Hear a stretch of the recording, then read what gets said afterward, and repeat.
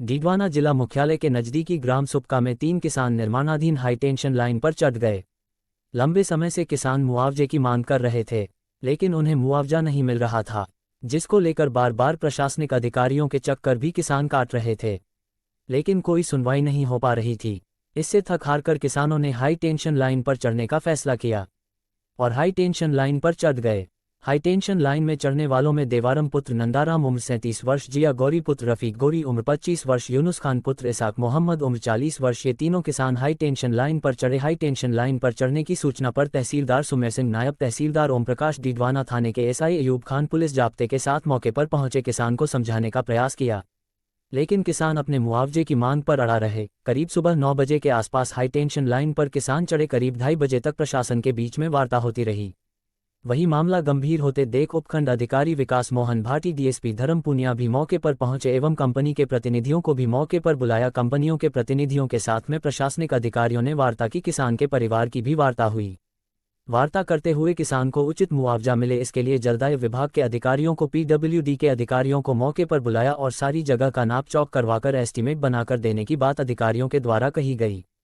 अधिकारियों के किसान परिवार के बीच में सहमति बनी और सहमति बनने के बाद में तीनों किसानों को सकुशल नीचे उतार लिया गया। किसानों के हाई टेंशन लाइन पर चढ़ने की सूचना पर कॉमरेड नेता भी मौके पर पहुंचे, जिसमें भागीरथ नेत्र जगदीश गोदारा मौके पर पहुंचे। वही किसान नेता भागीरथ नेत्र के नेतृत्व में सैकड़ों लोग भी वहां पर एकत्रित होने लग गए और किसान को उचित मुआवजा मिले उसके लेकर वहीं पर धरने पर बैठ गए। काफी देर धरने पर बैठे रहे प्रशासन, किसान परिवार, किसान नेताओं के बीच में वार्ता हुई और वार्ता में उचित मुआवजा मिले उसको लेकर सहमति बनी। किसान नेता जगदीश गोदारा ने बताया कि यह कंपनी वाले अपनी मनमानी कर रहे हैं, किसी को कम मुआवजा दे रहे हैं तो किसी को ज्यादा मुआवजा दे रहे हैं तो किसी को दे भी नहीं रहे हैं।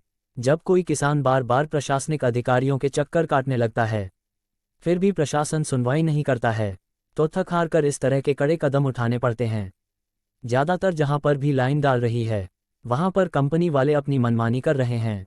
इनकी मनमानी को कभी भी बर्दाश्त नहीं किया जाएगा। किसानों के साथ किसी तरह की नाइंसाफी बर्दाश्त नहीं की जाएगी।